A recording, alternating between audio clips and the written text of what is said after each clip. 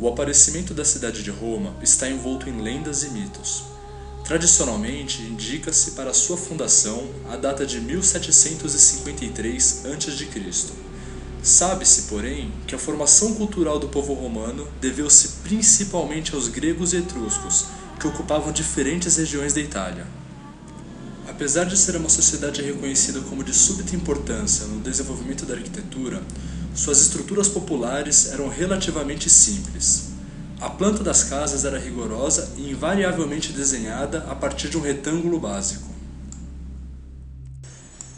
As colunas eram usadas pelos gregos com a função de sustentar estruturas. Eram colocadas lado a lado, distribuídas pelas áreas internas e externas das construções, trazendo um grande problema: a falta de espaço. Isso impossibilitava que grande número de pessoas se reunissem em locais fechados. Um dos legados culturais mais importantes que os etruscos deixaram aos romanos foi o uso dos arcos e abóbadas nas construções. Os arcos são baseados na junção de duas colunas interligadas na parte superior. Essa nova estrutura auxilia na sustentação de maior quantidade de peso, com a possibilidade de esticar a extensão dos arcos, afastando as duas colunas, sem perder a sustentabilidade e abrindo mais espaço dentro do ambiente. Com essa novidade, as estruturas passaram a abrigar um maior número de pessoas, possibilitando a realização de reuniões em locais fechados. A civilização romana venerava vários deuses, e para cada um deles foi criado um templo. Os templos eram construídos em locais altos, com a ideia de que assim ficariam mais perto do céu. A estrutura segue um padrão. Eram construídos acima do nível do solo, sempre com uma escadaria à frente para indicar a área de acesso. Em sua volta, várias colunas para sustentar a estrutura e os pórticos.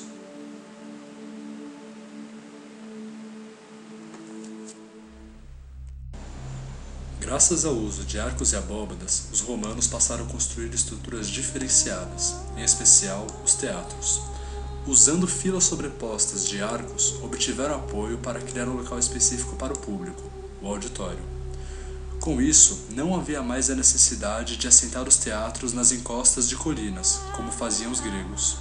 O grande diferencial é que agora tais edifícios podiam ser construídos em qualquer local, independente de sua topografia. O povo romano apreciava as lutas de gladiadores. Esse espetáculo podia ser visto de qualquer ângulo, sem a necessidade de um palco virado para o auditório. A acústica do local também era bem favorável. Em qualquer ponto da arquibancada era possível ver e ouvir tudo o que acontecia no centro. O mais famoso desses teatros era o Coliseu. O edifício era ornamentado por esculturas que ficavam dentro dos arcos e por 3 ordens de colunas gregas. Essas colunas, na verdade, eram meias colunas, pois ficavam presas à estrutura das arcadas. Portanto, não tinham a função de sustentar a construção, mas apenas ornamentá-la. Aqueduto é um canal construído com a finalidade de conduzir água. Sua estrutura é baseada em arcos sobrepostos. Nos aquedutos mais antigos, o escoamento era geralmente com superfície livre, apresentando sempre uma leve inclinação para que a água pudesse correr. Quase todas as civilizações da antiguidade usavam aquedutos. A cidade de Roma era abastecida por 11 aquedutos, o maior deles com 90 km de extensão. A civilização romana tinha uma política de guerra totalmente diferente das outras civilizações. Enquanto os outros destruíam completamente as cidades conquistadas, sem deixar nenhum vestígio de vida, os romanos usavam essas conquistas para expandir a sua cultura.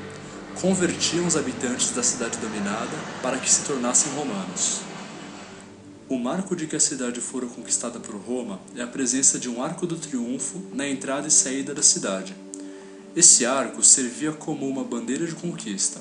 Tinha dizeres em romano que eram usados como símbolos. Não era necessário saber ler ou ter conhecimento daquela língua. Qualquer um, ao ver aquelas letras, poderia ter certeza que se trata de uma civilização romana. Antigamente, as grandes estruturas romanas indicavam status e poder. Hoje o cenário não é outro. Na sociedade moderna em que vivemos, ainda conseguimos ver vestígios da arquitetura romana, mas não com a função de sustentação. Esses traços antigos agora têm como objetivo único representar status e poder. Trata-se de um sinônimo de riqueza e uma forma de se diferenciar dentro da sociedade.